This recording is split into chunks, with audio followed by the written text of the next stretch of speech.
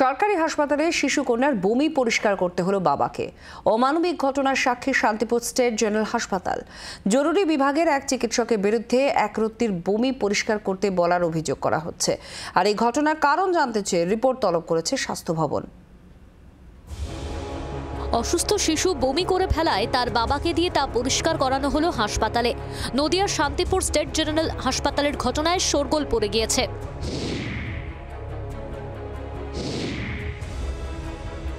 সূত্রের খবর, বুধবার রাতে অসুস্থ হয়ে পড়ে শান্তিপুরের হরিপুর মেলার মাঠ এলাকার বাসিন্দা সমীর শীলের 5 বছরের মেয়ে। মেয়েকে নিয়ে শান্তিপুর স্টেট জেনারেল হাসপাতালে চিকিৎসা করাতে নিয়ে যান সমীর শীল। হাসপাতালের জরুরি বিভাগে আচমকাই বমি করে ফেলে শিশুটি। অভিযোগ, শিশুকে বমি করতে দেখে দায়িত্বে থাকা চিকিৎসক তন্ময় সরকার সমীরের সঙ্গে অভব্য আচরণ করেন। এমনকি মেয়ের বমি পরিষ্কার করতে বাধ্য করা হয় তাকে। এই ঘটনায় বৃহস্পতিবার শান্তিপুর হাসপাতালের সুপারের কাছে লিখিত অভিযোগ জানান সমীর। 13 তারিখ রাত্রিবেলায় 1টা নাগাদ আমার মেয়ে হঠাৎ অসুস্থ হয়ে যায়, পেটে ব্যথা, একটু জ্বর থাকে, বমি করে। সেই সূত্রে হাসপাতালে নিয়ে যাই। হাসপাতালে নিয়ে যাওয়ার পরে ইমার্জেন্সি যখন নিয়ে যায়, ডাক্তারবাবু দেখতে দেখতে আমার মেয়ে ওখানে বমি করে। ডাক্তারবাবু কি করলো, বাচ্চার বাবা কোথায়, লোক পাঠাচ্ছে, বাচ্চার বাবা কোথায়। আমি গেলাম, বলছে বমিটা পরিষ্কার করে দিই। বললাম বমিটা আমি পরিষ্কার করবো মানে? তাহলে সুইপার। বলছে আমাদের সুইপার টুইপার নেই, আপনাকেই পরিষ্কার করতে হবে। উনি যে ব্যবহারটা রাত্রিবেলায় আমার সাথে করেছেন, আমি মনে করি এটা আমার অপমানযোগ্য এবং তিনি যে করেছেন খুব দুঃখজনক ঘটনা। যদিও অভিযোগ অস্বীকার করেছেন চিকিৎসক তন্ময় সরকার। এমন ঘটনা ঘটে থাকলে তদন্ত করে দেখে যথাযথ ব্যবস্থা নেওয়া হবে বলে আশ্বাস দিয়েছেন হাসপাতালের সুপার। বাচ্চা মানে বমি করেছিলেন, উনি বলছিলেন তাহলে আমি যাওয়ার সময় পরিষ্কার করে দেবো। ওনাকে আমি ইনজেকশন দিয়েছি, ওষুধপত্র দিয়ে বাচ্চাকে স্টেবল করেছি। বমি করছিল, পেট ব্যথা করছিল, স্টেবল করেছি।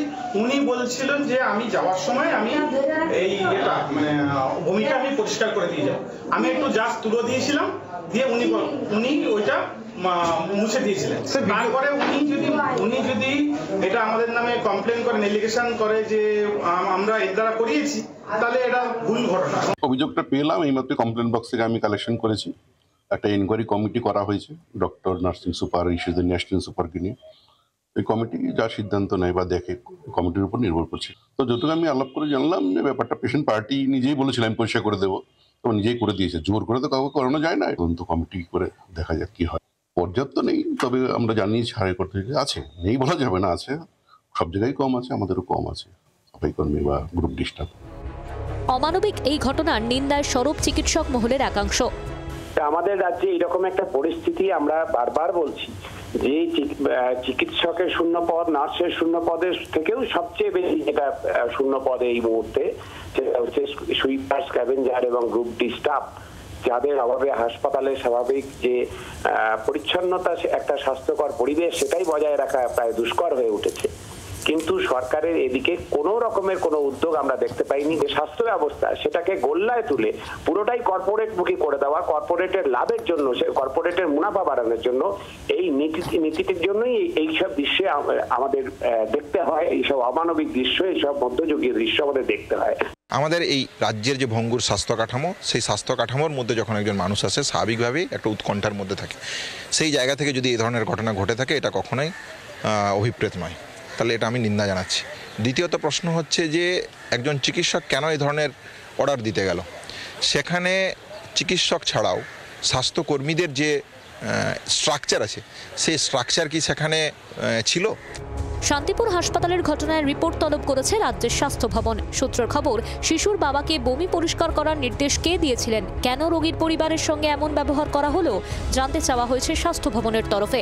বিষয়টি খতিয়ে দেখতে জেলা মুখ্য স্বাস্থ্য আধিকারিককে নির্দেশ দিয়েছেন স্বাস্থ্য সচিব। অভিযোগ প্রমাণিত হলে অভিযুক্তকে শোকজ করা হতে পারে বলে সূত্রের খবর।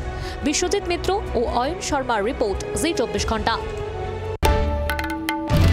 বাংলার আওয়াজ, বাঙালির আবেগ, জি 24 ঘন্টা।